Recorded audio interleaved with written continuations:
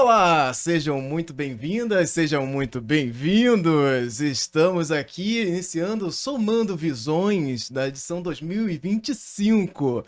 Eu sou Anderson Alvaz, estou falando diretamente de Belém do Pará. Sim, aqui, ao vivo, no estúdio, pela primeira vez com Folclore BR. Isso aqui é um prazer enorme para mim, porque é a primeira vez que a gente faz uma gravação desse tipo e eu estou aqui num lugar especialíssimo e com pessoas especialíssimas para falar de uma provocação que a gente já faz há bastante tempo no Folclore BR, que é se perguntar: folclore é só do norte, do nordeste? É isso? Só nessas regiões do Brasil que a gente tem cultura? E eu vim fazer essa provocação em Belém. Eu sou muito ousado, vim aqui pro norte fazer essa provocação. E com dois parceiros, amigos folclóricos, que já fazem parte aí do Folclore BR, das nossas lives recorrentes há muito tempo. E eu tenho um prazer enorme de estar sendo recebido aqui nessa cidade por eles. E vocês vão conhecer agora. Por favor, senhor Otoniel.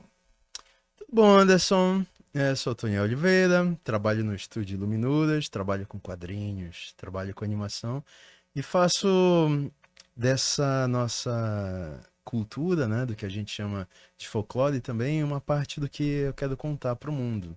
Então é uma pergunta muito ousada sua, vamos discutir sobre isso. Perfeito, perfeito. Welita! Oi, Anderson. Oi, galera do Somando Visões. Eu sou Wellington Macedo, sou daqui de Belém do Pará, jornalista, atriz, roteirista, educadora social. Adoro estar aqui com vocês, finalmente, né, Anderson? Estou muito feliz de estar aqui. Vamos discutir essa pergunta polêmica e super importante. Folclore é mesmo só do norte, do nordeste? O que é o folclore quando a gente fala nessa palavra? Quais são os significados por trás dessa palavra? Vamos lá. É sempre importante a gente voltar a lembrar do significado, o que a gente trata no Folclore BR sobre o que é o folclore, né? E aí a gente vai mudando as regiões do país, a gente vai mudando os significados também um pouco, vai distorcendo a coisa. E no Folclore BR a gente trata o folclore como a sua própria palavra, né? A sabedoria do povo. E a sabedoria do povo, ela é complexa, ela é diversa, ela fala de vários povos, a gente nunca fala de uma cultura só, a gente sempre está falando de um amálgama de vários atravessamentos históricos. Então, nossa posição aqui é pensar sempre a cultura popular em seus mais diversos caminhos, né? Então, a gente não vai estereotipar o folclore, a gente não vai tratar o folclore como algo menor, a gente trata ele sim como algo potente, pertencente ao povo, e toda essa sua importância e significância para entender quem nós somos no meio desse caos cultural aqui, esse caldo cultural que é o Brasil. Então, isso é o folclore aqui pra gente, é sempre daí que a gente parte. E aí a gente vai questionando os achismos, vai questionando as questões aí que vão colocando na internet. E a coisa que, quando a gente chega no norte, né, pra pensar isso, é que aqui o folclore funciona de uma forma diferente. Vocês falam do folclore aí no Sudeste, eu sou do Sudeste, sou carioca, vivo em Juiz de Fora, Minas Gerais. Mas eu entendo essa diversidade. Mas chega aqui, tem uma posição, tem a galera falando, pô, mas vocês falam de folclore? A gente nem gosta muito dessa palavra, a gente fala de cultura popular, e a cultura popular aqui, ela tá no nosso dia a dia, na nossa veia, funcionando aqui. Não é que nem vocês que tratam uma coisa como distante. Tem uma parte disso aí que é de fato, é verdade mesmo, né? Tem uma coisa, um sentimento de que o folclore tá distante no Sudeste. Parece, quando você vai para as grandes cidades, que ele tá lá longe, é uma coisa da cidadezinha, distante, não sei o quê. Como vocês sentem isso? Vocês sentem alguma pressão com isso também, culturalmente? Vocês acham que a galera vem pressionar vocês e fala, vocês que são da cultura? Fala pra mim, você é a cultura viva aí acontecendo no seu entorno? Como é que você sente isso? Anderson, quando a gente fala sobre cultura popular, a gente inevitavelmente fala de poder. Então, passa por aí a questão do poder político, o poder de uma hegemonia, um poder de uma indústria cultural. E aí, falar sobre a cultura popular num panorama desse é tu falar sobre alguma coisa que geralmente é uma contracultura. Se a gente fala de Varginha, e Varginha aceitando lá aquele lance do ET, é uma forma dela dizer assim, isso daqui é um diferencial meu que eu vou usar para manifestar algum poder sobre o turismo e tal. Sim. A gente aqui vive num enfrentamento muito grande, sabe? Entre o que é falar de nós mesmos, disso que, assim, a gente cresceu com isso, né, Wellington? A gente cresce falando... Eu cresci, meus amiguinhos falando que no terreno do lado da nossa escola andava o Curupira lá, e que se fosse à noite, o Curupira te pegava e tal. Então a gente vive com isso muito próximo, que talvez dentro de uma dinâmica de uma grande cidade, dentro de uma produção cultural muito grande, tipo a Selva de Pedra, que é São Paulo, isso fique mais distante, né? Se constrói outros medos, se constrói outras coisas mais a ver com o valor urbano. E aí esse poder popular, às vezes é visto como uma característica mais afastada. Assim, pô, tu vai falar disso, mas a gente tem que falar daquilo, porque olha só, o resto do que a gente vê nos filmes, nas animações fala de outra coisa, então por que tu vai falar de novo de Curupira? Por que tu vai falar de Matinta? Por que tu vai para esse caminho aí? Tu não tá sendo muito reducionista? De novo tu vai falar disso quando eu lancei, né, os quadrinhos lá, com o Volney, com o Carlos, com o Fernando, o Belém Imaginário, Encantarias. Aí, você só vai falar disso? Aí quando é que você vai falar sobre outra coisa? E o falar sobre outra coisa, ou falar disso, é muito uma escolha deliberada que a gente tem sobre que tipo de diferencial a gente quer para a indústria cultural. Às vezes, Anderson, a gente fica olhando para as referências que a gente tem na indústria cultural, e vendo assim, somos autorizados a falar do super-homem, somos autorizados a falar sobre um policial enfrentando um bandido numa grande metrópole. Isso aqui é um filme de ação, isso aqui é uma história de aventura. Mas se a gente falar sobre a nossa realidade, a gente está distante, a gente não é autorizado. Sim. Então, falar sobre folclore e sobre a cultura popular é falar sobre alguma cultura popular e não sobre qualquer cultura popular. A gente escolhe que cultura é. Se a gente for falar como a gente está fazendo projeto sobre o Afuá, é uma cultura popular lá. Tem uma lógica social de uma interinfluência e de pensamentos que constroem aquela sociedade. Sim. Agora, a tua questão original é sobre isso, né? O que é uma fronteira de uma cultura popular? Eu quero continuar nessa esteira do Otto dizendo que, primeiro, né, cultura tem a ver com poder. E nós vivemos numa sociedade capitalista, onde esse poder, durante muito tempo, ele foi colocado para um grupo em particular dizer, inclusive, o que é cultura e, principalmente, tentando responder essa pergunta, o que é o folclore e aonde o folclore deveria ficar. Eu sou de uma geração que cresceu ouvindo que folclore era algo inferior, que fazia parte da imaginação dos povos. Então, onde é que fica, nesse sentido, as lendas, os mitos, que inclusive são palavras que foram construídas, inventadas, criadas para determinar e denominar aquelas figuras dentro desse imaginário popular. Sim. É por isso que existe uma resistência muito grande daqui do norte e também no nordeste, imagino que seja assim, de se colocar como folclore aquela manifestação popular. Porque essa palavra ela foi pejorativa durante muito tempo, marginalizada durante muito tempo.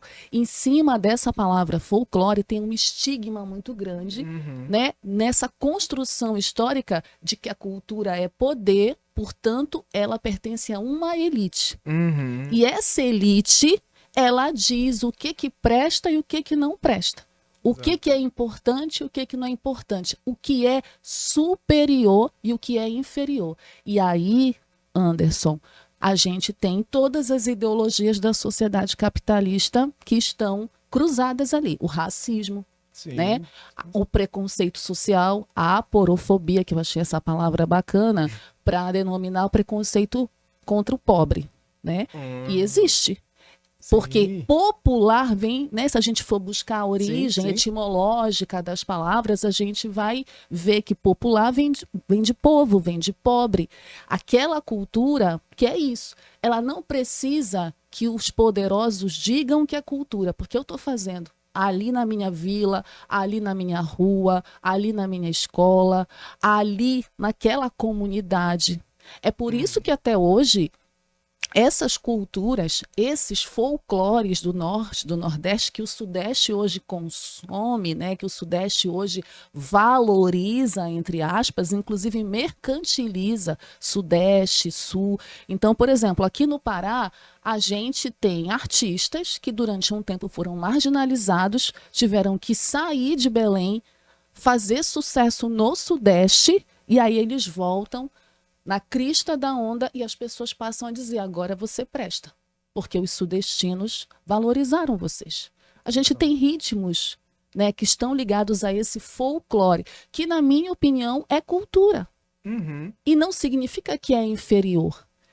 Não significa que é menos. Não significa que é inclusive, a contracultura é uma outra coisa, né? Sim, a contracultura, essa coisa mais alternativa, é outra coisa. Esse folclore emana do povo brasileiro.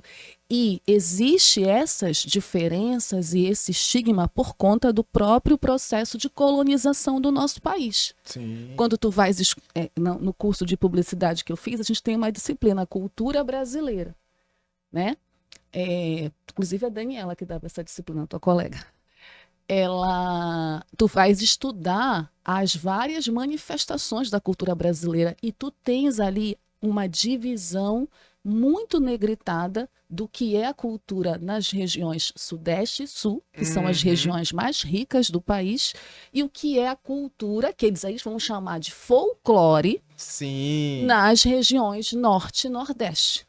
Então, tu vês ali a elitização e esse estigma, né, de inferioridade, né, que agora vem mudando, obviamente, né, porque o Sudeste vem entendendo que ele não existe sozinho no Brasil, que existem outros Brasis que ele precisa descobrir, aceitar, respeitar, consumir.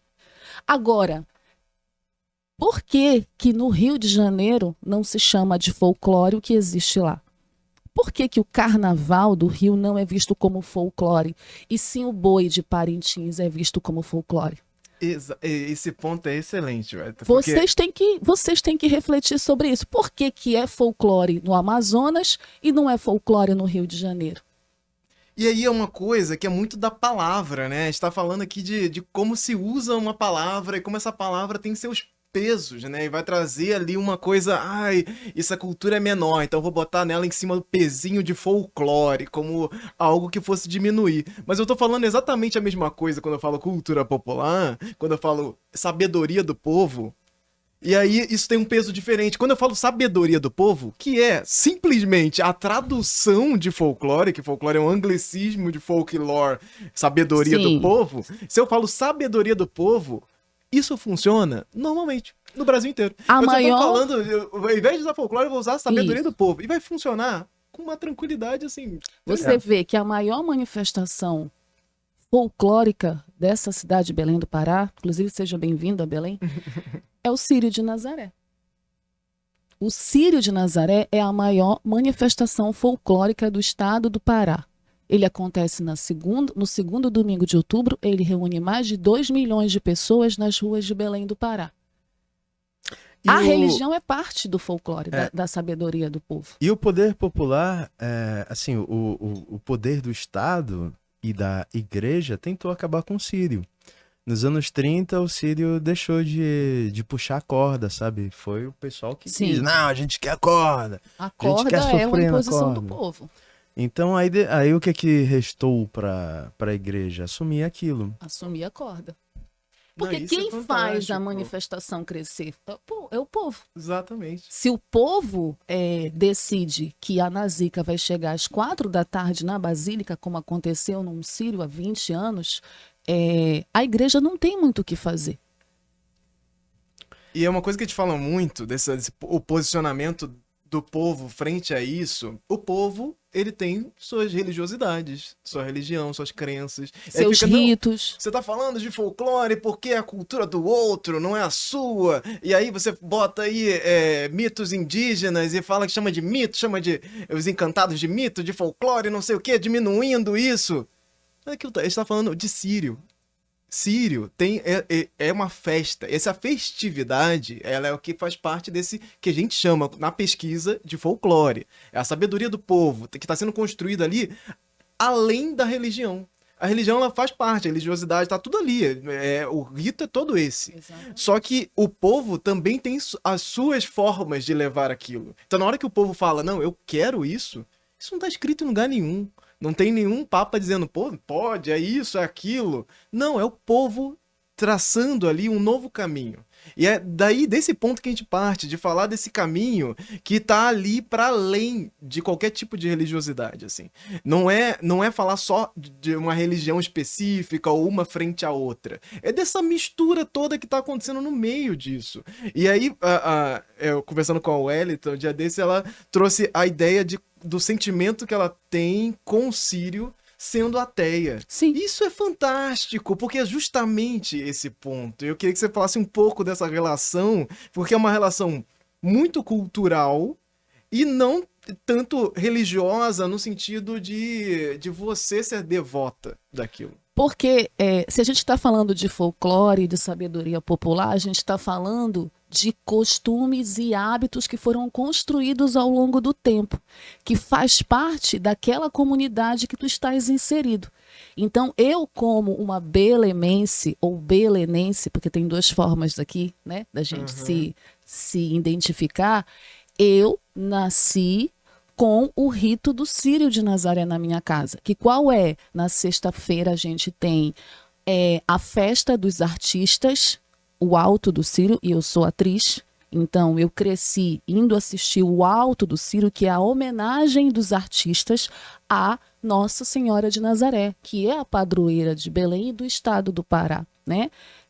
Então, em cima disso, na sexta tem o Alto do Círio, a festa popular, profana, porque ali a gente tem gays, travestis, toda a comunidade LGBT, mulheres, tem todas encenações que também são consideradas profanas e pagãs. A gente tem a mistura das religiões, os orixás aparecem no Alto do Círio, aparecem outras crenças, outros mitos, as lendas estão também inseridas.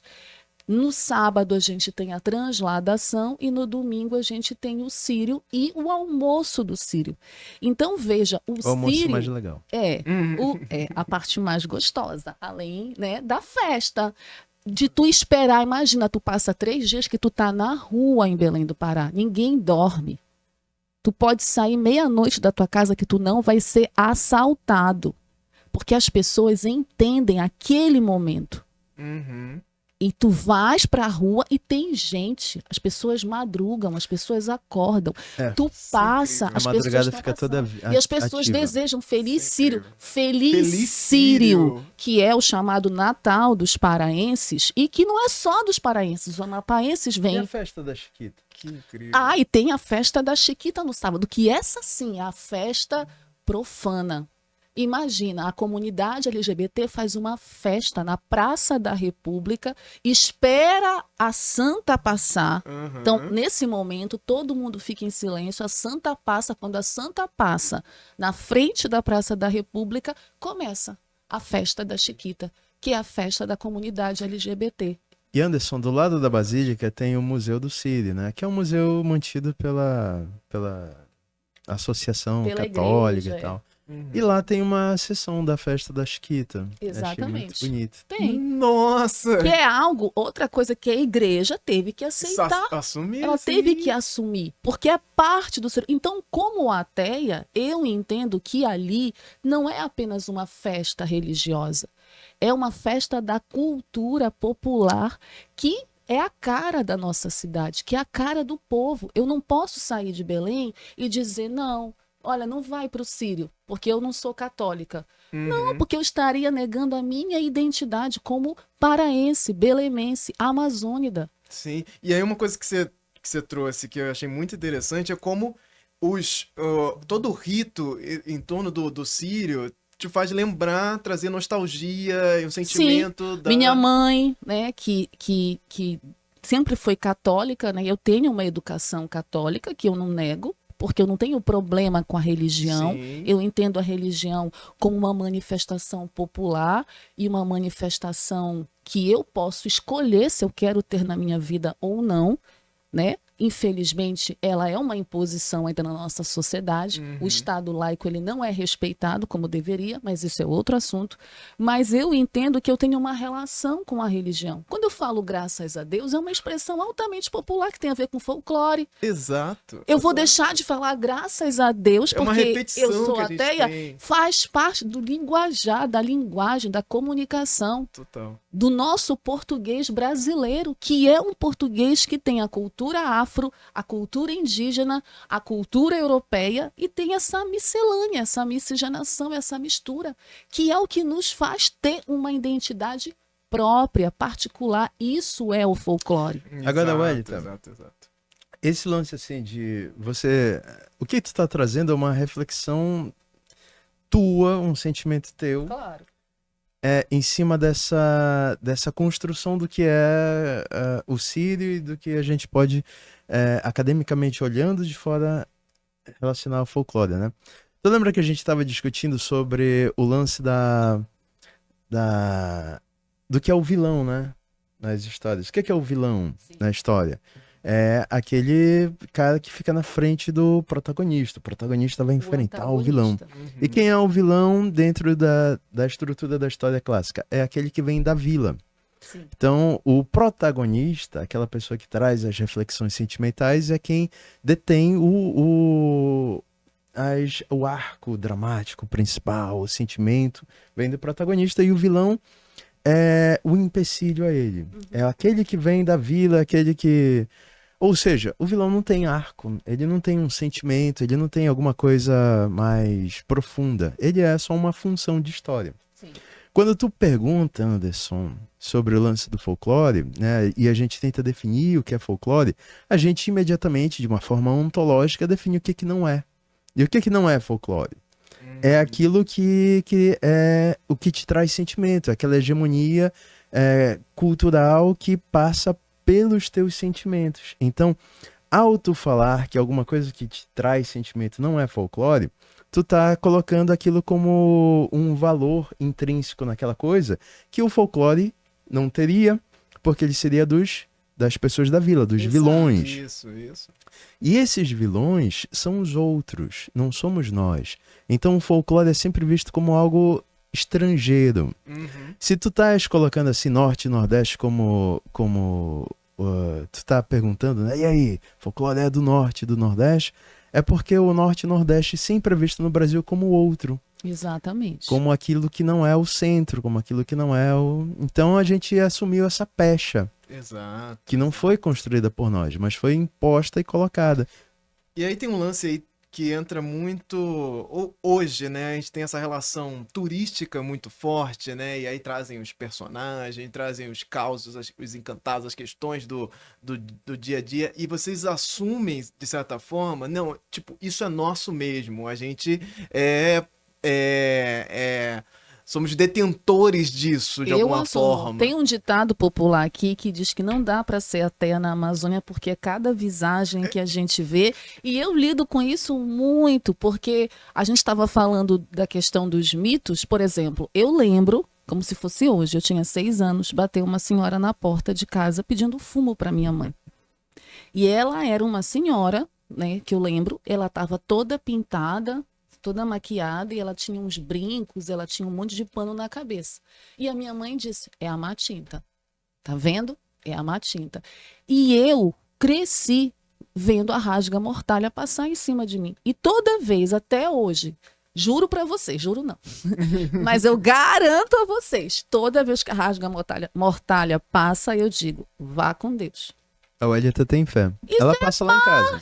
Isso é Isso é parte, parte total. da minha identidade. E assim, eu não fico em crise com o meu ateísmo. Uhum. Porque, inclusive, o ateísmo não foi uma coisa que eu escolhi. Hoje eu acordei e eu vou ser ateia. Não, gente, não é assim que as coisas funcionam, Sim. né? Assim como a gente não escolhe a nossa orientação sexual. Sim. Hoje eu acordei e eu vou ser hétero. Hoje eu acordei e eu vou ser gay. Exato, Não existe isso.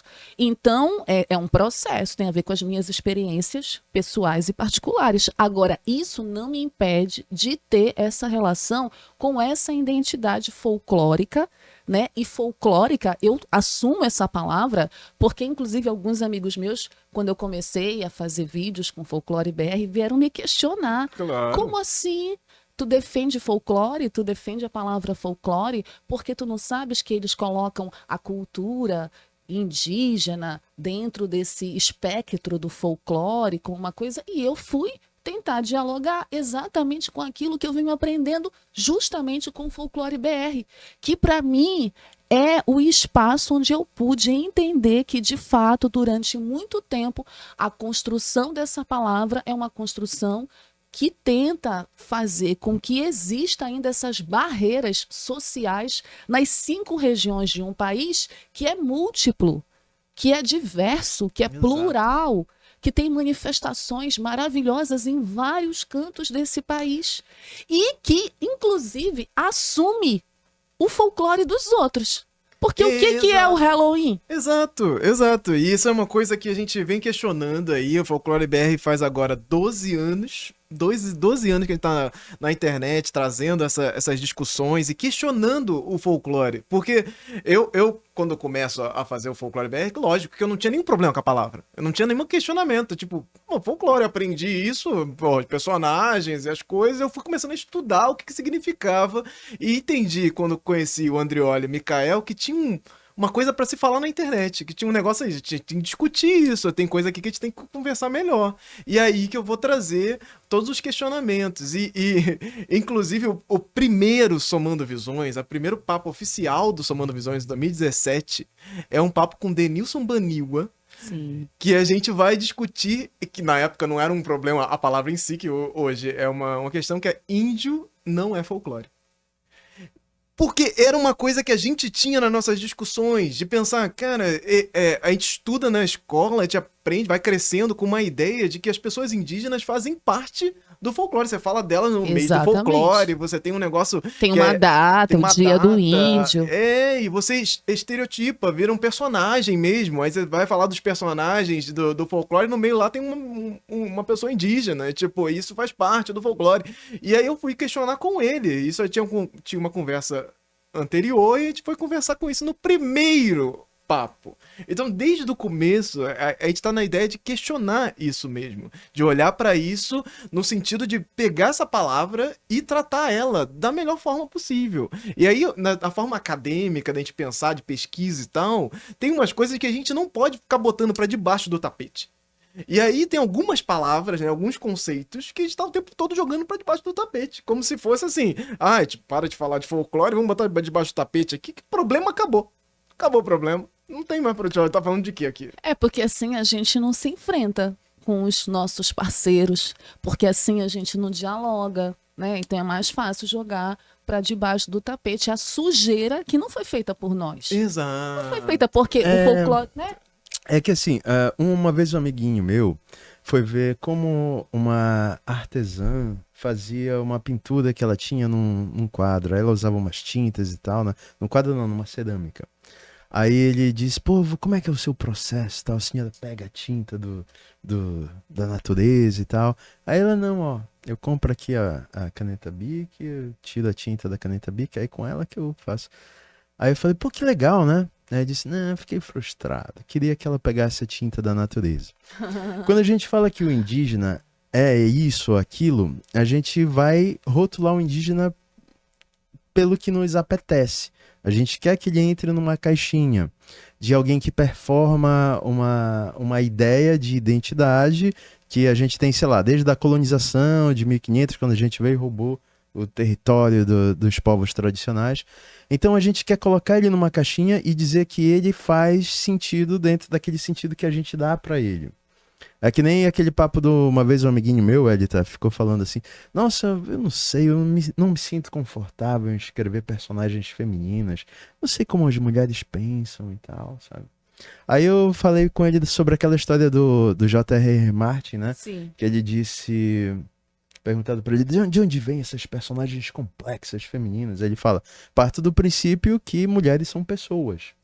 Isso é tão fácil, mais amplo, porque indígenas também são pessoas. Indígenas... São pessoas, gente. Eu nunca vou esquecer uma manchete na televisão que era assim: acidente de carro bate 6 pessoas e um indígena. Isso virou até meme Meu Deus! do Facebook. É isso. Por que Não, colocar o indígena nessa questão, nesse espectro de que ele é outra coisa que não um ser humano, uma pessoa? Surreal, surreal. Entra essa questão assim de indígena, a cultura indígena está relacionada diretamente ao folclore, é um reducionismo. Sim. E é um reducionismo que parte do folclore ser do outro. Ele nunca é de você. Um amiguinho meu, David Matos, né, quando ele ministrava aula de roteiro, Elita, ele fazia um exercício que era pegar o mapa, né, de Belém, e aí dar o zoom out, até mostrar assim, vocês sabiam que vocês estão na Amazônia, né? Como na Amazônia? A gente está no meio da cidade e tal, Belém é uma cidade grande. Aí ele dava o zoom out até mostrar como a gente está envolvido pela natureza. ao lado. Totalmente. E aí, sim, você é amazônida, você faz parte da Amazônia, sabe? O Uhum. indígena não é o outro, o indígena tá na gente. Mas se a gente for ver a estrutura como a sociedade brasileira se coloca, é uma estrutura muito de uma performance do indígena, que ele tem que se vestir de um jeito, ele tem que acreditar e falar de certa forma. É um reducionismo que a gente não vê ele como uma figura humana. Ao mesmo tempo que a gente olha pro Oktoberfest, e aí pensa que aquilo não é folclore, aquilo é uma festa e tal, étnica, sabe, do estrangeiro. Aquilo não é folclore. Aquela performance de um alemão, porque alemão não se veste daquele jeito. Um alemão brasileiro. É. Não, assim, nem lá, nem, sabe, antigamente. Tipo a série Vikings, né? A série Vikings lá com os Vikings, aí o cara hoje, aqui em Belém do Pará, se tatua com o martelo do Thor, aí o símbolo do Odin e tal, o Sleipnir. Aí ele assiste Vikings no Rio, é uma série legal. Mas sim, couro, sabe? Os Vikings usavam couro. Ficavam usando couro, assim, jaquetinha de couro, aquele cabelo. É uma performance. Exato, é um estética. recorte, inclusive. E aí, só para complementar isso que o Otto está falando, eu estou falando, a gente está falando dos indígenas, depois alguém pode reclamar, né? Mas eu estou falando do meu lugar de fala como uma mulher negra amazônida, que inclusive não é reconhecida como tal, porque para as pessoas eu sou de qualquer lugar, menos daqui da Amazônia, porque eu não performo na cabeça delas, que tem a ver com isso, que o Otto está falando, estereótipos. Como que o indígena foi visto desde o processo da colonização, desde o primeiro momento que os portugueses chegaram. Como que o negro ele é visto no Brasil. E a própria cultura. Eu não sou africana. Os meus ancestrais são. Mas eu não nasci em nenhum país da África. Portanto, inclusive, se eu uso um turbante, tem a ver, inclusive, com parte de uma cultura que eu me identifico e que eu reconheço como minha. Mas eu não sou africana. Então, não posso querer fingir que eu sou uma coisa que eu não sou. Sim. Eu sou uma mulher negra na Amazônia, nascida na Amazônia. Então, é isso que o Otto fala do indígena estar na gente, está na gente. Todos os povos no Brasil estão na gente. Sim. Nós somos miscigenados. A melanina pode gritar um pouco mais forte na minha pele do que na pele do Otoniel, do que na tua pele, do que na pele da Pamela ou de outras pessoas. Mas nós não somos aquilo que nós achamos que nós somos, porque o outro, o poderoso, o que domina o poder, diz que a gente é. E isso vira uma confusão um pouco na entendimento da própria identidade, Com né? certeza. Porque vão ter... Porque folclore é identidade também. Então, assim, muitas pessoas amazônicas vão meio que não se entender dentro da sua cultura. Tipo, assim, eu sou branco demais pra ser amazônica. Porque tem E uma aí o cara- ideia a do pessoa que é nasceu- o amazônico. Tem Isso. uma ideia do que Tem. é o ser amazônico. Então, como é a pessoa da Amazônia? A gente está nas vésperas da COP30 e a gente está falando de folclore, nós estamos falando disso. Vai ter muito choque de realidade, já está tendo quando as pessoas chegam aqui. Sim. Porque as pessoas têm uma ideia equivocada sobre a Amazônia e sobre os estados que compõem a Amazônia brasileira, porque a Amazônia não existe só no Brasil. Sabe o que me Existem dói? várias Amazônias. A gente olha sempre o folclore e, partindo desse princípio de ser um conhecimento popular e ser um conhecimento do outro, do vilão, a gente olha para isso como sendo alguma coisa menor, que é o funk, é o preconceito que se tem com o funk. Exatamente. Sim. É o preconceito que não se tem, se a gente for falar de uma forma hegemônica, com o sertanejo. Aí uma vez um amiguinho meu tava falando, pô, sertanejo hoje em dia, não é aquele sertanejo que fala sobre o sertão, não é aquele sertanejo que falava sobre um outro tema que não esse de traição do sertanejo de hoje em dia. Aí o meu coleguinha falou, porque isso é o brega, né? Isso não é o sertanejo mais, é o brega. O que é o brega, se não uma outra manifestação? Aí, lógico que eu discordei dele, né? Mas o que é o brega? É uma outra manifestação popular. Anderson, se tu for nas periferias de Belém, vamos lá, andar no supermercado de madrugada. Tu vai ver o cara arrumando os produtos ouvindo brega no celular dele. Ouvindo Tecnobrega, sabe? Ele não vai estar ouvindo Luan Santana, sabe? Ele não vai estar ouvindo aquele cara lá que mora numa loja da Havan. Esqueci o nome dele. Sim. Ele vai estar ouvindo alguma coisa feita na periferia de Belém, assim, com um ritmo que faz sentido para ele. Sim. Essa autorização de você gostar daquilo é uma contracultura. Quem é que vai fazer o show aqui? Sei lá, é alguém da periferia ou é a Mariah Carey, sabe? Então, Elita, quando a gente olha pro folclore, e o que não é folclore, que se alguma coisa é, outra coisa não é. Há algo que não é. O algo que não é aquilo que tem valor, que me emociona e que é da alta cultura. É o folclore aquilo que é autorizado. É por isso que tu sofre muito preconceito com essa palavra. O folclore é o menor. Tudo que é Sim. folclore é algo... Quando tu caracteriza, Anderson, alguma coisa como folclore, pensa-se que tu tá caracterizando aquilo como algo menor e desvirtuoso. Total, Não tem valor, porque o folclore não pode te dar emoção, não pode te dar profundidade, porque é do vilão, é do outro. Exato. E aí a gente tá aqui no momento vésperas da COP e tal. Esse é o momento de Belém, a COP 30 acontece em Belém em novembro, e esse é um grande momento que a cidade toda está se preparando para isso. E aí, recentemente, aqui da gravação, a gente teve o anúncio oficial, né, do Curupira como esse personagem que faz parte da identidade visual da COP. E isso impacta totalmente a cidade de uma maneira que, assim, como esses encantados, personagens já fazem parte desse dia a dia todo, esse personagem entrando como parte da identidade, ele casa perfeitamente com a ideia da cidade, que a cidade quer vender turisticamente. Exatamente. E aí, eu passeando pelo Ver o Peso e tal, fui encontrando as cerâmicas feitas para a COP 30, com o logo da COP, cerâmica, foi lá, queimaram cerâmicas com a logo da COP 30, com um curupira genérico lá, desenhado dentro de um vaso desse tamanho e tal. Então, uma coisa assim, que a cidade está respirando isso, e isso está Anderson, afetando a cultura da cidade diretamente, assim, o que vai ficar depois, né, desse processo todo, né? Tá uma essa é a loucura. pergunta, porque a gente está falando de folclore, né? E a COP 30, ela é um evento capitalista.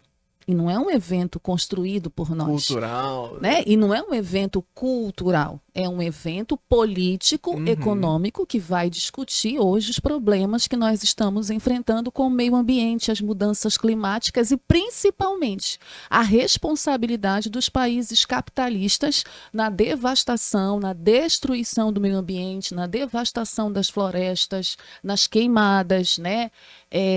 Nos gases, né? que estão aí no planeta e que estão interferindo diretamente no clima. Né? E como que nós vamos sobreviver a isso tudo? Isso é a COP 30. O resto é o que está se tentando construir. E aí a imagem do Curupira é simbólica para tentar... Bom, eu sou uma da comunicação social, eu estudei publicidade e propaganda, meu professor, inclusive, está aqui ao meu lado, e a gente, na publicidade, entende que a gente quer vender um evento. Nós estudamos para vender as coisas. Sim. E nós estudamos a comunicação e todos os elementos que estão ligados à comunicação para melhor vender. Então, o Curupira, ele é estrategicamente utilizado como uma como parte do folclore da nossa região para vender uma COP30, que na real é outra coisa.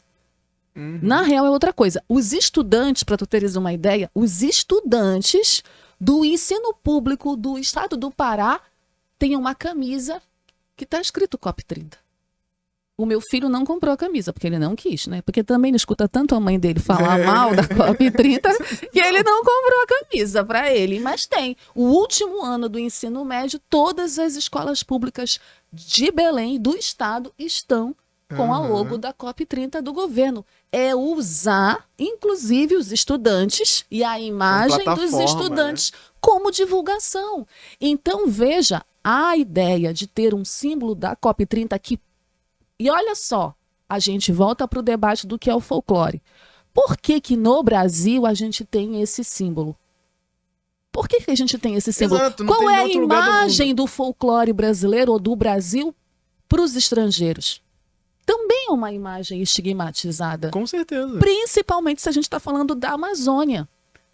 Não, assim, e o que me dói muito é esse lance do Curupira sendo escolhido como mascote.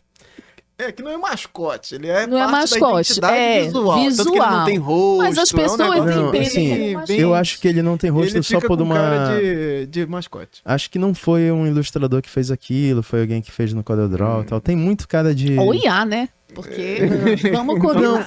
Ou IA. Não, pensando na estrutura do que foi, assim. Mas, assim, o que me dói nessa escolha, Anderson, é muito o que a gente vê, tu vê, eu vejo, quando a gente vai conversar sobre alguém que fala sobre esse assunto, né?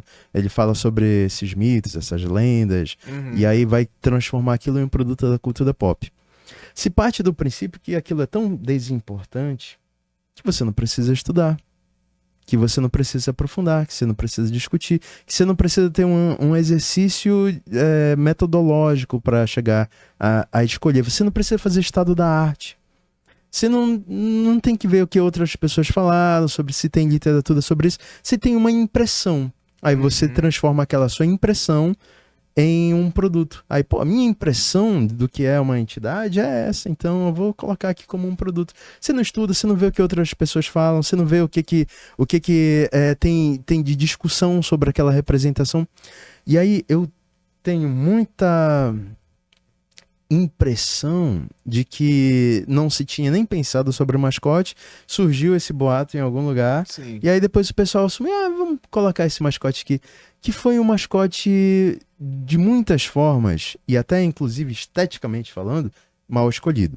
Porque aí abriu aquele espaço para dizer, porque ele pega fogo e anda para trás, sabe? Exato. Então, você tem tantas outras coisas para falar.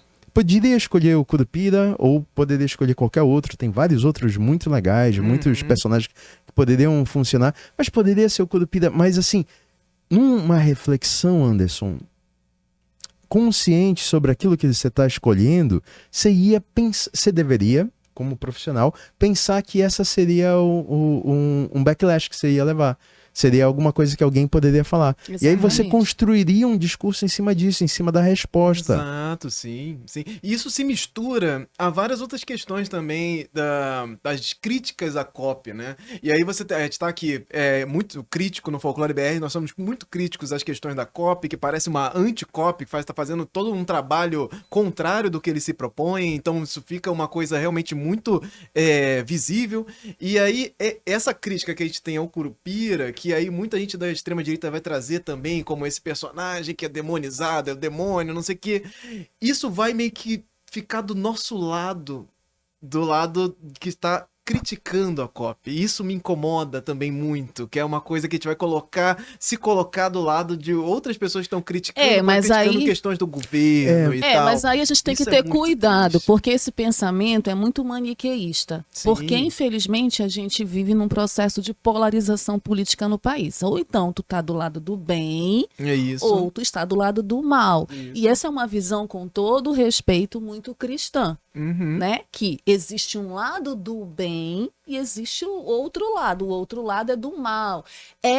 Mais uma vez, na verdade, inclusive, depor contra a diversidade de pensamentos, a pluralidade de pensamentos. Não existe só dois lados.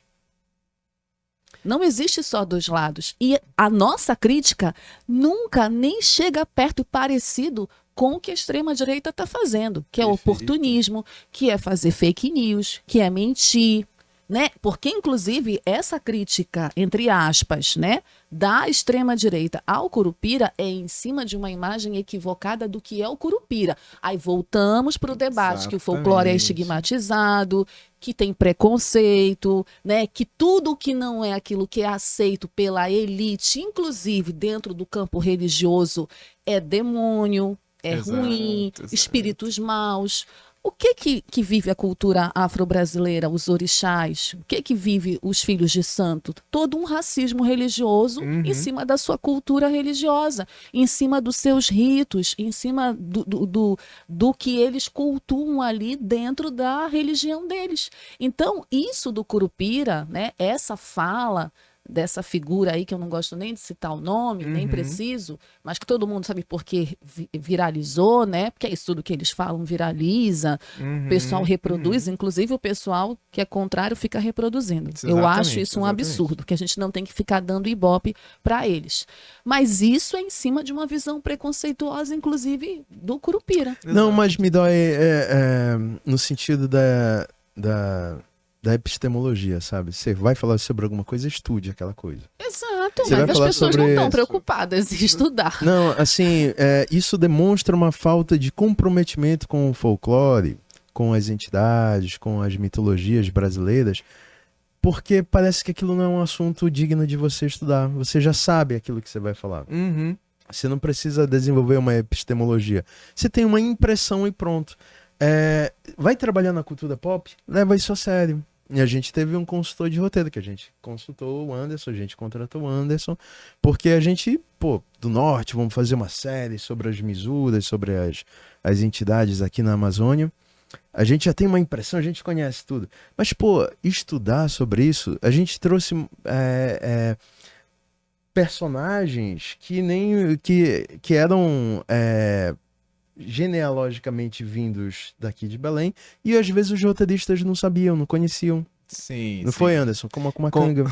Contextualizando a sensacional Vila Barca, que é a animação que você tá... A que gente própria trabalhou palavra misura eu não conhecia. Eu aprendi nesse trabalho. Porque não é uma palavra que a gente utiliza aqui em Belém. Nós chamamos visagem, não chamamos misura. E aí eu achei importante esse lance de conversar com o Folclore BR pra gente levar para um sentido mais acadêmico. Vamos estudar, que foi o que o Anderson fez, assim, disse, olha, esse personagem aqui que vocês querem nessa história, ele não tem um lastro cultural, não tem alguma coisa assim, uma discussão anterior, então melhor cortar, né? A gente tem que levar isso a sério. A gente pode ser irresponsável e ficar perpetuando algum discurso que não é nosso. Que é o lance assim daquele lance do que a gente chama de ideologia de gênero. Sim. O que é ideologia de gênero? Não tem nenhuma fundamentação Não existe. acadêmica, a não ser uma construção de um preconceito que agora tem uma ideologia de gênero porque a extrema-direita achou que era um inimigo a ser construído e ser colocado. Mas nunca se discutiu sobre isso. Então, esse rigor acadêmico, Anderson, a gente não faz no que a gente chama de folclore. Por quê? É isso, e vira uma coisa meio... parece que é tudo bagunça, tudo tanto faz, e vira uma coisa também de olhar pra cultura como algo que... Eu já faço parte disso, né? Todo mundo conhece o Curupira, todo mundo conhece o folclore, então tanto faz, não precisa ficar pensando muito nisso. E é uma coisa de uma bolha muito específica, tem uma galera pensando em coisas muito importantes da nossa sociedade, mas numa bolha, num lugarzinho muito específico. E isso é muito preocupante, porque quando essa bomba vem... Isso cai em muitos lugares que não foram nem pesquisados minimamente. Exatamente. A própria origem do Curupira é uma coisa complicada, que ela vem da questão dos jesuítas, já demonizando o personagem e tal. E aí a gente não para pra pensar nisso, ou de trazer isso como algo de questionamento. E aí quando eles vão apresentar oficialmente lá nos canais da Copla, eles já apresentam com a origem e tal, mas não tem nenhum questionamento sobre isso. É como se fosse trazer o personagem, falar disso, do traço jesuítico e tá tudo bem. Mas não tem questionamentos questionar isso. de propósito, né? Sim, porque sim, não é para questionar. Porque existem coisas que já estão construídas, inclusive porque a gente está falando de educação. Exato. Estudar é educar, é se educar, é educar um povo. Quem é que tem interesse que o povo seja educado? Mas, velho, A elite não tem interesse que o povo seja educado.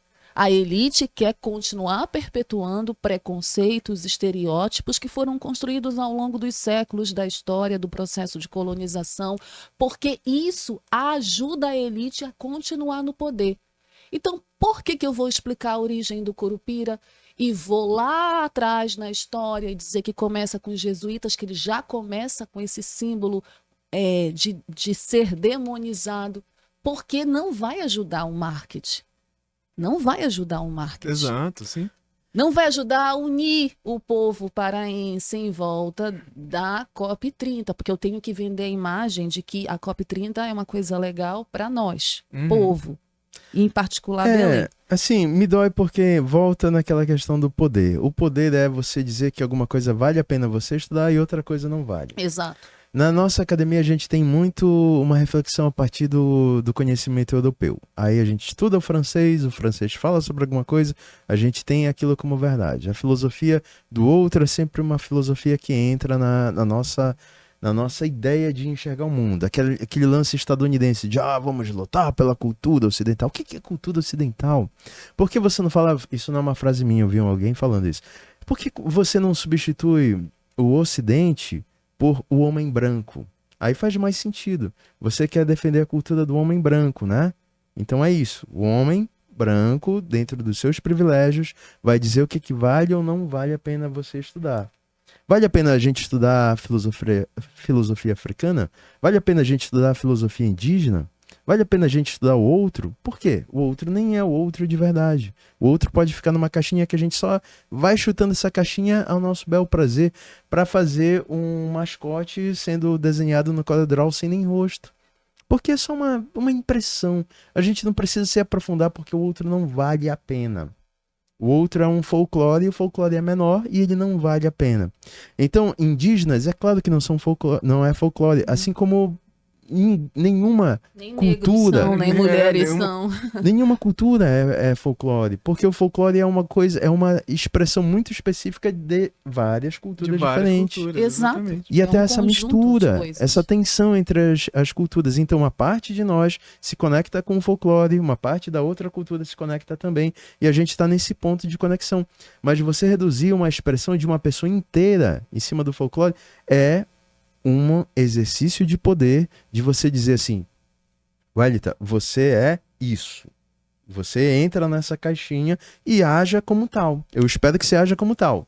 Eu espero que você se vista como tal. Eu espero que você pense como tal. Eu espero que essa caixinha lhe caiba e você caiba nessa caixinha. Que você goste da música tal.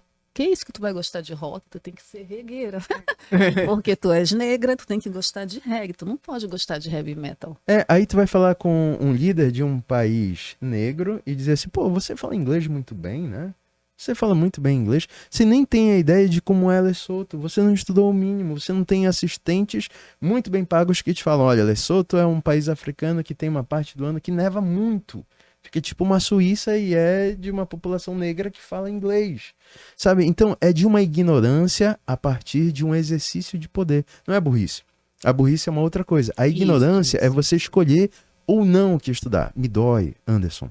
Quando a gente falando do folclore, a gente acha que não é alguma coisa que seja digna de estudar. A elite determina o que presta e o que não presta. Uhum. Qual folclore vai estar dentro de um aspecto de cultura dominante, que não é folclore, não é chamado de folclore porque é a cultura dominante. Aí vem a questão do Ocidente. Que Ocidente é esse? Que cultura ocidental é essa? E o outro é o folclórico. É o que sempre me chamaram muito. Wellington, você tem uma beleza muito exótica. Nossa. Essa palavra exótica, ou seja, estranha.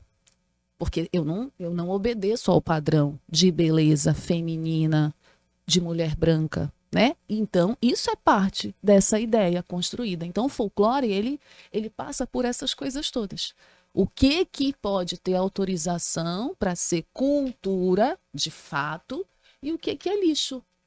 E é o que vem muitas vezes desse olhar sudestino do Brasil, né? E a internet, ela é muito movida pelo olhar sudestino, e as pessoas vão se armando de discursos e ideias e coisas que elas não têm nenhuma profundidade sobre aquilo, e aí folclore é isso, é aquilo, e vai colocando isso como algo menor, como se fosse solucionar um problema. Eu solucionei um problema botando isso pra debaixo do tapete, acabou, eu tô realmente devolvendo, como a segunda temporada de Cidade Invisível, que a gente participa, sofreu muito com a ideia de estamos devolvendo o folclore pro norte, onde é devido.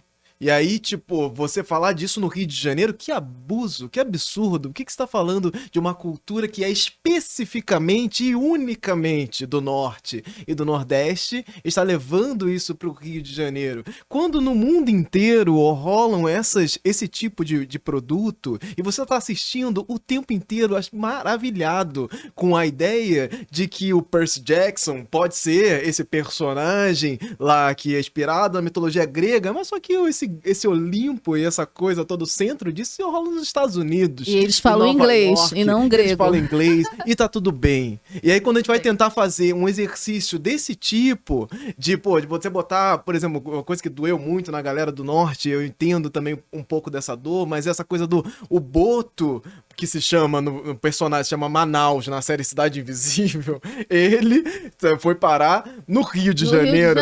Que coisa absurda. Absurdo, esse Boto eu reclamei. humanizado não pode viajar pelo Brasil. Ele não pode trafegar pelos destinos. E eu não posso dar uma forçadinha de barra nessa ficção.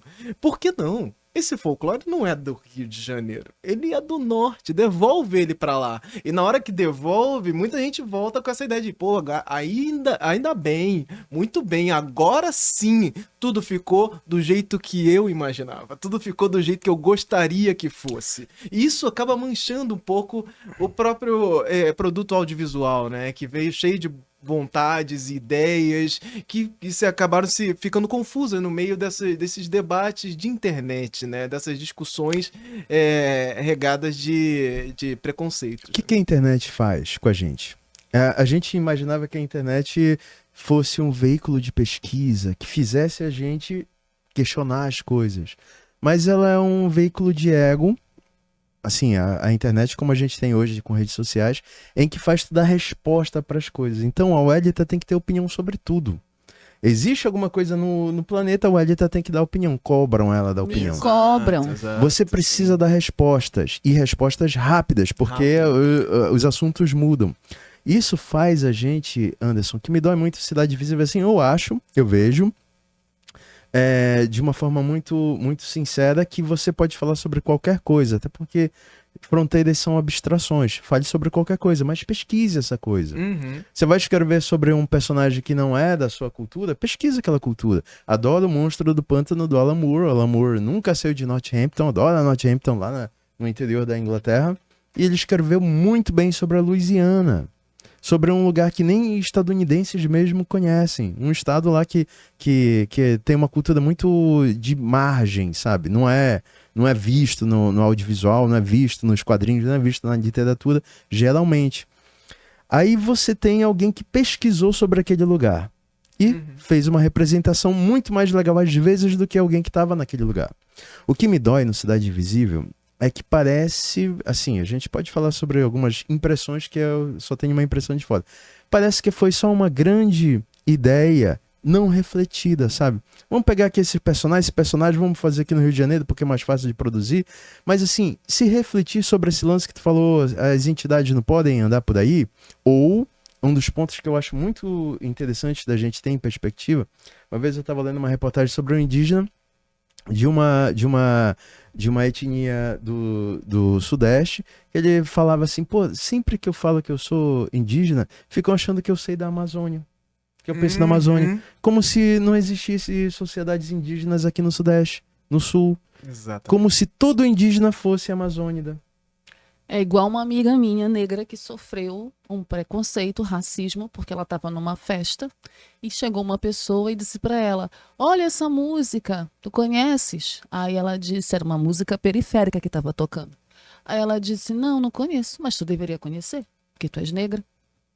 E periférica, a periferia periférica. Ué, né? que te compõe. Então, Anderson, assim, muito legal você pegar a Cidade Invisível e se passar no Rio de Janeiro. É esquisito? Esse esquisito pode ser legal para a mensagem do produto. Porque você parte de um princípio. Aí a gente precisa de uma reflexão para pensar naquela estrutura. Ó, a gente vai pensar que há uma estrutura social de entidades que não estão aparecendo para o resto da sociedade. Bacana. Vamos pegar o Boto? Bacana. Filme lá do Carlos Alberto Gelli, lá dos anos 80. Boto, conceito bacana. Agora só que o Boto se chama Manaus, mas ele tá por aqui. Tá bom, mas é esquisito, né? Porque a gente tem que se questionar. Vamos usar esse esquisito para dar alguma coisa. E não vamos ficar só com entidades assim populares. Bora pegar alguma coisa. O que é do Rio de Janeiro? Sim. O que outra entidade aqui do Rio menos popular a gente pode colocar para quebrar essa para mostrar assim que o nosso world building, que a nossa construção de universo é mais profunda e parte desse mesmo princípio, que tem entidades em todos os cantos e às vezes elas se reúnem num lugar. Essa falta de reflexão fez com que uma resposta muito rápida fosse colocada e aceita, sei lá como, assim, se foi uma decisão só de produção e tal, para dizer assim, agora a gente vai pro norte, aí no norte a gente tá autorizado, né? Isso. Porque é uma contra colonização. Mas teve a ver com o barulho da internet, né? Sim. Essa mania que Mas a existe. internet dá mais resposta do que perguntas. Pois é, mas é isso. A reclamação da internet, o barulho feito pela internet na primeira temporada faz com que a segunda temporada tente responder a isso É isso. A para segunda é ser pior. bem aceita, para não ser cancelada. E ela é pior porque ela comete equívocos. E ela comete equívocos por conta disso tudo que tu estás falando. Quer sinalizar virtude, não estuda, não aprofunda, não consegue ter uma dimensão ampla do que é o folclore. Acredita nessa pergunta, que o folclore pertence ao norte e ao nordeste. Aí Anderson É, Portanto, traz uma nós do disputa. Sudeste, nós temos que ter cuidado. Desculpa aí, tá, Wellington? Desculpa aí, tá, Otto? Aí, Nós Wellington, vamos agora trazer o folclore de novo. O Boto vai passar a nadar não, no Rio Wellington, Amazonas, aí tá? olha só, a gente levou o Boto lá pro Rio de Janeiro. É, Aí a gente trouxe a mula sem cabeça para Belém. pra Belém. O que você tá fazendo? É isso. Não, mas isso vira uma disputa dentro dessa sala de roteiro. Isso vira uma disputa dentro Claro. desse processo, junto dos streamings também. E isso é uma coisa. As pressões mercadológicas. Nós aqui do Folclore Coletivo, Folclore BR, entramos na segunda temporada com essa ideia de tentar discutir sobre isso. Mas isso entra em disputa com todos os envolvidos. Então é uma coisa que, pelo máximo que a gente tem uma boa vontade também, a gente precisa pensar que, apesar de todos os pesares que a gente pode questionar, muita coisa dali é totalmente ponto fora da curva. Então, isso, uma coisa que, da perspectiva ideológica de dentro, né, de quem estava na produção, a gente consegue avaliar isso como coisas do tipo cenas que foram filmadas de uma série de ficção em Belém que nunca aconteceram. Protagonismo indígena de um jeito, de uma série de ficção, fantasia, que não aconteceu no streaming, sabe? E aí tem coisas ali que rolaram, que construíram ali, que vai inspirar muita gente a pensar de novo em fazer uma filmagem, levar esses personagens, levar essas Sim, porque ideias, fica como e referência. estruturar isso fora do grande eixo Rio-São Paulo, né? E aí você tem um novo ponto de referência. Mas aí a gente entra em outras discussões que aí vão trazer também dentro da indústria, onde eles olham para essa série hoje e falam assim, pô, já tem, né? Por que eu vou fazer mais? É a hora de fazer mais. É a hora. E isso é um pontinho. Isso foi uma ideia, foi só um sabor de leve, uma amostra grátis que a gente poderia levar isso pra frente e pegar isso como referência e falar, pô, vou filmar sim em Belém, só que eu vou contar de um jeito que eu acho melhor e vai pra frente. Quantas histórias não tem, séries não tem, estadunidenses enlatadas de médico? Sim, Exato, não acaba. sim. Exato. Não, Exato, e eu ouvi esse questionamento é real, de olhar para o negócio e falar, pô, já tem, né? Pra que eu vou fazer mais? Por quê? porque eu quero, inclusive, mostrar esse folclore do meu jeito.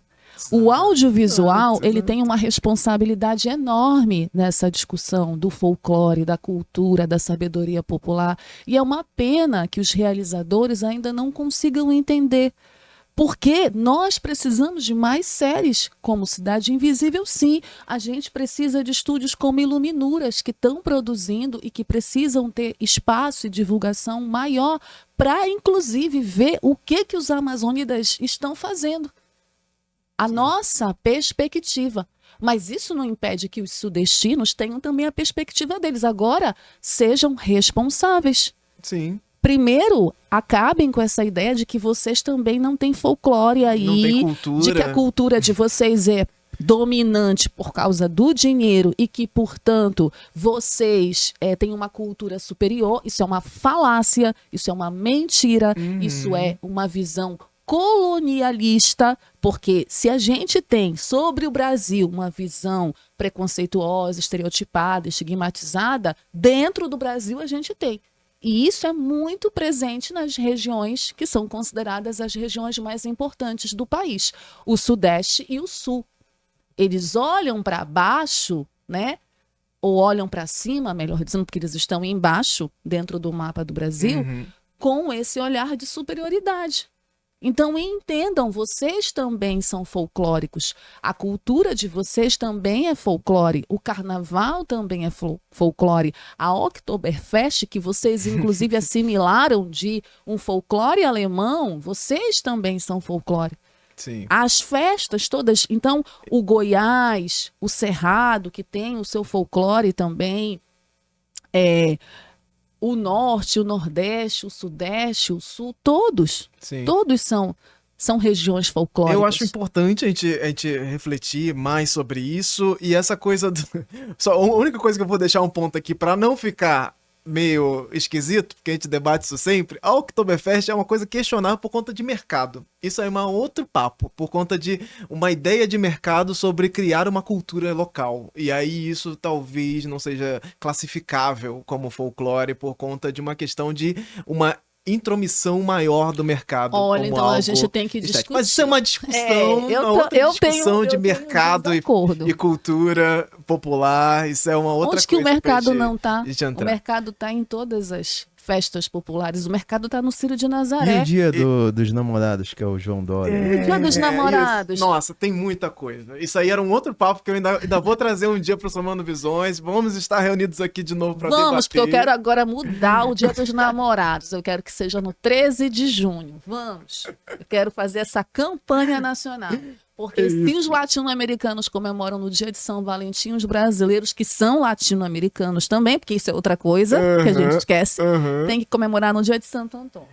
Então é isso, assim, eu acho que uma coisa que eu acho importante de deixar aqui nesse finalzinho é pensar que como a educação e esse tipo de papo aqui é importante para a gente trazer esses questionamentos para dentro de rodas de conversa, né? A gente fala muito dessa potência, da importância, quanto significativo isso é para as culturas e não sei o quê, mas a gente não traz isso para questionamento na roda de conversa. Quando traz é um questionamento amargo, ruidoso, que não é assim, que é tipo, é uma coisa de um pertencimento meio vazio, e eu acho que a gente não questiona, não tem uma troca, é só uma coisa de defesa de argumentos vazios da internet. E aí o que a gente traz aqui é justamente essas contraposições, de tentar pensar, de tentar questionar isso, e isso eu acho que é fundamental, né, a gente continuar fazendo. E o Somando Visões traz um pouquinho dessa conversa aqui pra gente. Então, eu acho que é um prazer enorme ter feito assim, esse papo aqui com vocês. Eu acho que a gente entrou aqui numa sinergia muito boa, isso já tá aqui há anos acontecendo, e o medo era tipo a gente continuar aqui 5 horas falando, porque é o que a gente vai fazer daqui a pouco, né? A gente vai continuar conversando, a gente vai falar disso ainda mais, e o que eu gosto sempre de trazer é a gente tornar isso mais comum, né? Esse debate de ideias, de realmente não ficar só defendendo um dos lados, de questionar todos eles e botar isso aí, esmiuçar isso um pouco mais.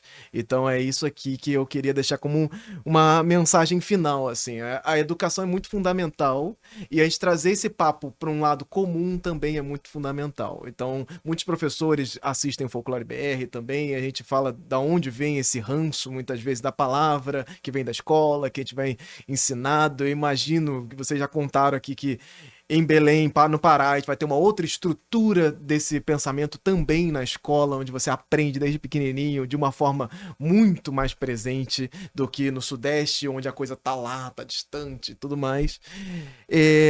Mas a gente vai continuar questionando e trazendo esses papos aqui para os nossos projetos no Folclore BR. Então vou deixar aqui a última palavra para vocês, um agradecimento enorme porque estamos aqui fisicamente presentes em 4K Full HD, um na frente do outro, e isso é um prazer enorme, enorme, enorme. Então, Otoniel, muito obrigado, pode deixar suas últimas palavras, indicar aqui, que a gente estava falando de A Vila Barca, a sensacional Vila Barca está aqui. Nós três participamos e trabalhamos dessa animação. Você pode comentar assim brevemente, um minutinho sobre ela e... A Sensacional Vila Barca é uma série que vai falar sobre terror infantil, né? Terror para crianças. E pegar e misturar esse leque enorme que a gente tem de expressões culturais, da cosmologia da América Latina inteira. A gente estudou um pouco mais para lá. E assim, porque eu vejo, Anderson, a mensagem final é que a concepção que eu tenho do lugar de fala não é reserva de mercado. Então não é que você não possa falar de algum lugar, você não possa falar de alguma questão, sabe? Tanto é que a gente teve uma sala de roteiro eminentemente do norte, mas tinha gente de outros lugares. Tinha tu, sabe? Eu confio plenamente em ti, na tua capacidade epistemológica de pesquisar alguma coisa, de profundamente na questão do folclore, sabe? Eu, Cidade Visível, a gente contou contigo como consultor. Então, o lugar de fala não é reserva de mercado, mas o lugar de fala é um lugar ético de você realmente pesquisar sobre aquilo que você está falando. Vai falar sobre mulheres? Pesquisa mulheres, ouça mulheres. Veja a complexidade que tem nesse tipo de pensamento que, se você é um autor masculino, um homem, não vai ser seu. Mas a alteridade é o que faz o artista. Então, seja em qualquer nível, seja no nível da arte, seja no nível da cultura, seja no nível de você entender que o outro também vale a pena. E não é só o seu ocidente do homem branco que vale a pena, sabe? Perfeito. Wellington, muito obrigado. Eu que agradeço, eu sou muito grata ao Folclore BR, ao Anderson, por aprender. São 5 anos, né? Te conheci, acho que em 2020, pela primeira vez a gente consegue se encontrar. Eu estou muito feliz por estar aqui, por a gente conseguir se encontrar, fazer esse papo junto com o Otto, porque eu acho que é muito importante. Acho que o Folclore BR é um lugar onde a gente pode fazer esses questionamentos, estudar, se aprofundar, conversar, brincar, porque também a gente brinca, conversa. A gente parece muito sério, mas a gente não é. Eu sou a mais chata. Mentira, o Otto também é chato. Mas a gente faz isso porque a gente entende o nosso compromisso, a nossa responsabilidade. Eu, como alguém que trabalho com a comunicação, com a educação e com a arte, e sou mãe e também sou ativista, eu entendo que eu tenho uma responsabilidade no mundo e que a minha visão apenas não é única. Portanto, eu preciso ouvir o outro, entender o outro, para que eu possa respeitar o outro e também ser respeitada, porque é recíproco. Infelizmente, a gente está numa conjuntura muito difícil de desrespeito generalizado, de falsas verdades, né? De uma ideia que a internet, e aí eu quero falar bem da internet, ela tem coisas ruins, mas ela tem coisas boas. Uma das coisas boas é a possibilidade de conhecer outras pessoas, né? De conhecer outras culturas, outros folclores. Então aproveitem essas coisas boas, aproveitem o Folclore BR e esse papo, não para dizer ao Wellington, ao Anderson e ao Otoniel são os donos da verdade, não, mas para refletir a partir do que a gente discutiu aqui e questionar, mandem perguntas. Ah, mas é isso mesmo? Então deixa eu ir lá no norte ver com os meus próprios olhos, né? Ou sentir, porque também, né, tem essa ideia capacitista que a gente só vê com os olhos. Não, a gente vê de outras formas também. Mas é importante a gente refletir, pensar. Então, eu acho que esse é o recado, né? E eu estou muito feliz e grata por poder participar dessa conversa com vocês. Obrigada, valeu.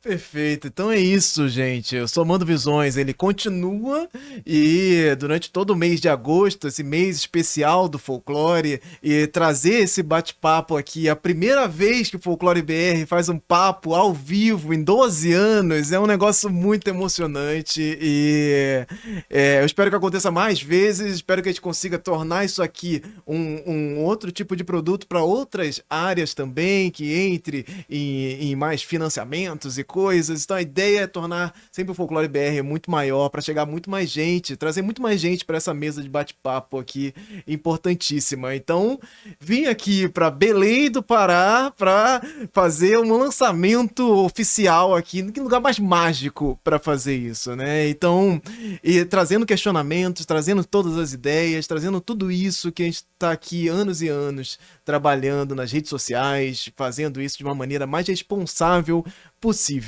Então agradeço a todos que puderam aqui, todas e todas que puderam assistir esse nosso bate-papo e que ele tenha criado alguma coceguinha aí na sua mente, que você traga essas dúvidas pra gente também, que traga esses questionamentos e que venha acompanhar o Folclore BR através das redes sociais, @folclorebr, acho que você encontra isso em tudo que é lugar. Na dúvida, vai lá em folclorebr.com, que tem tudo lá, folclorebr.com/links, você acha links de Folclore BR para tudo que é lugar. E se você quiser e puder, eu vou pedir aqui uma coisa que eu tenho meio vergonha de fazer, mas tenho que tomar vergonha na cara, que é pedir o apoio de vocês também. Se vocês puderem apoiar financeiramente o Folclore BR, isso é extremamente importante pra gente. E você busca aí em catarse.me/folclorebr ou de forma espontânea aí, através do Pix no olá@folclorebr.com. E eu agradeço enormemente a todos vocês que estão aqui nos apoiando, assistindo e compartilhando os nossos conteúdos. E é isso, gente. Muito obrigado a todos Obrigada, vocês. Muito Anderson. obrigado ao Estúdio Jungle, que nos abriu aqui as portas também para a Obrigada, gente estúdio. poder fazer essa filmagem especial. E voltamos aí nas próximas oportunidades. Somando Visões continua. Muito obrigado, gente. Até mais.